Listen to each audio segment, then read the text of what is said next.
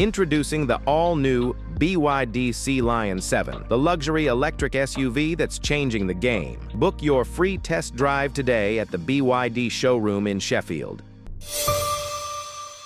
Dr. Steelhammer, Vladimir Klitschko, and Dr. Iron Fist, Vitaly Klitschko, Shannon the Cannon Briggs, and Butterbean, Cruiserweight King Jai Opetaia. Boxing King Media powered by BYD. Frank Smith was in the thick of everything this week, and I didn't think you were going to be. I thought you was going to stay low key with your family connection, but you're bloody involved in everything, Frank. Me? You know, look, I'm just a wind-up. Just got to have a laugh, ain't you? People take life too seriously. Fair play. Trying to think what to start with. Quick word on the press conference. I'm guessing you knew you was going to be called up. No, do you know what? Eddie said to me in the week, would you do it if I asked you to do it? Like if I said did it? And I was like, yeah. But I didn't think I would do it, if that makes sense. You know what Eddie's like. Like, he's a big talker. And it was probably one of the biggest press conferences of recent times in the UK. So, but yeah, I mean, all good fun, isn't it? It was. I think Derek said you was about 30% in it. I think it was probably fair. What, in terms of talking? Yeah, I don't think anybody can out-talk Chris. There's no point. No point. Just get a few little lines in there and get out. In and out, nice and quick.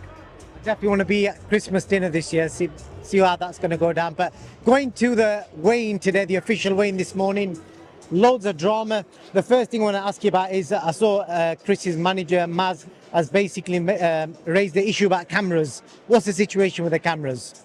He's camera shy. He's camera shy. Doesn't want any cameras on him. I don't know. Everyone else didn't have a problem with it. You know, here's what it is. We saw Chris Eubank release a video this morning, himself making weight. You know, just for people that don't know, that is very normal. If you speak to any boxers up and down the country, that's what they all do. But it looks pretty dramatic when you see it. So, as his potential family member, any concerns looking at that?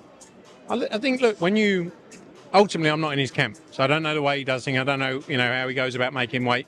His last 3 years have been at 160 of fights, which has been his natural weight throughout his career, apart from a few fights at 168, I believe. So it's what he does to make weight. But, again, I'm not in the detail, I'm not in the weeds of it. I've seen what you've seen, and beyond that, I don't know anything else. Yeah, am I right in saying he was 2 pounds overweight originally, and then he went back? He was 2 ounces overweight, and then came back 0.05 ounces overweight. Got it completely. I think I was speaking to Tony earlier, and I said it was pounds, and he was like, what? So, $500,000. So am I right in saying it was $100K an ounce? Who knows? That's how it appears. Who knows? That's a lot. And where does that money go? Straight to Conor? Who knows? No, the money, whatever money there is, goes to Conor. I'm not talking about penalties. You've seen a lot of things online, not for me to discuss, but the money will go to Conor for the weight penalties. He's seen a lot of, I think he's getting a lot of public sympathy. I don't know if you've seen this or not. I was reading the comments through this morning. Obviously, people are raising the fact that he's now parting with, I think, 600K with all the money he's given out, fines, etc., etc.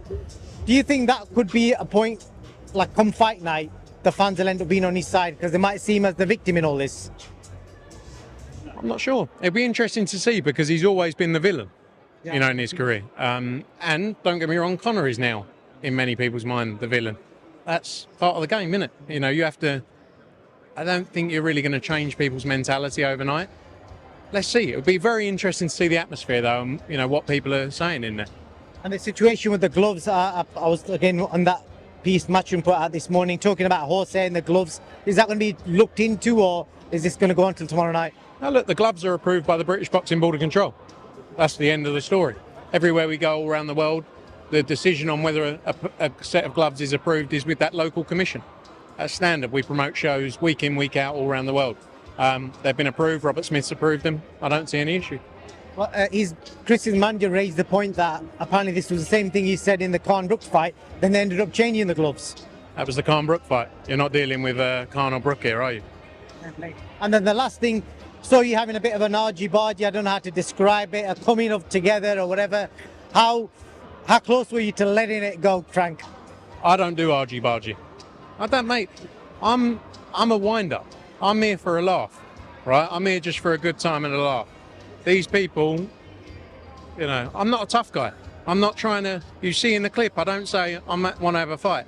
If someone calls me a prick... They say let go outside? I said, no, but to talk. I'm not here for a fight. I wasn't trying to have a fight. We weren't going to have a fight. But, you know, I'm not trying to be tough. It is what it is. I can use my words and really wind you up. And that's what I do.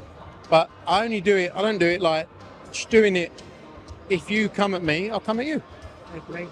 Fair play, innit? I'm not tough. I'm not trying to be tough. Like, I've never had a fight in my life.